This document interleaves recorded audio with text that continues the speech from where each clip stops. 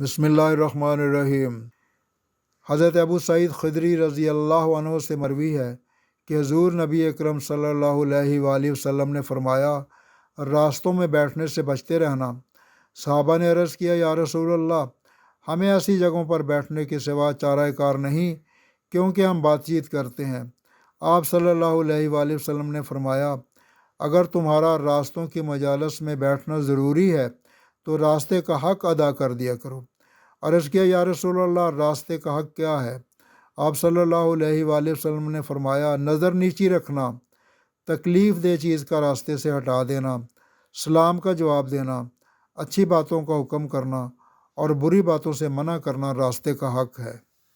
حضرت عائشہ رضی اللہ عنہا روایت کرتی ہیں کہ حضور نبی اکرم صلی اللہ علیہ وآلہ وسلم نے فرمایا، مومنوں میں سے کامل ترین مومن وہ ہے جو بہترین اخلاق کا مالک ہے اور اپنے اہل و عیال کے ساتھ انتہائی نرم ہے۔ حضرت ابو ہریرہ رضی اللہ عنہ سے روایت ہے کہ حضور نبی اکرم صلی اللہ علیہ وآلہ وسلم نے فرمایا، مومنوں میں سے کامل ترین ایمان اس کا ہے جو ان میں سے بہترین اخلاق کا مالک ہے، اور تم میں سے بہترین اشخاص وہ ہیں جو اپنی بیویوں کے ساتھ حسن سلوک کرنے والے ہیں۔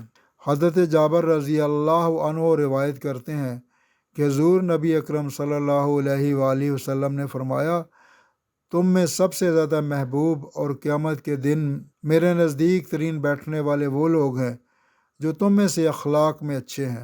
حضرت عائشہ صدیقہ رضی اللہ عنہا فرماتی ہیں کہ میں نے حضور نبی اکرم صلی اللہ علیہ وآلہ وسلم کو فرماتے ہوئے سنا، یقیناً مومن حسن اخلاق کے ذریعہ دن کو روزہ رکھنے والے اور راتوں کو قیام کرنے والے کا درجہ حاصل کر لیتا ہے۔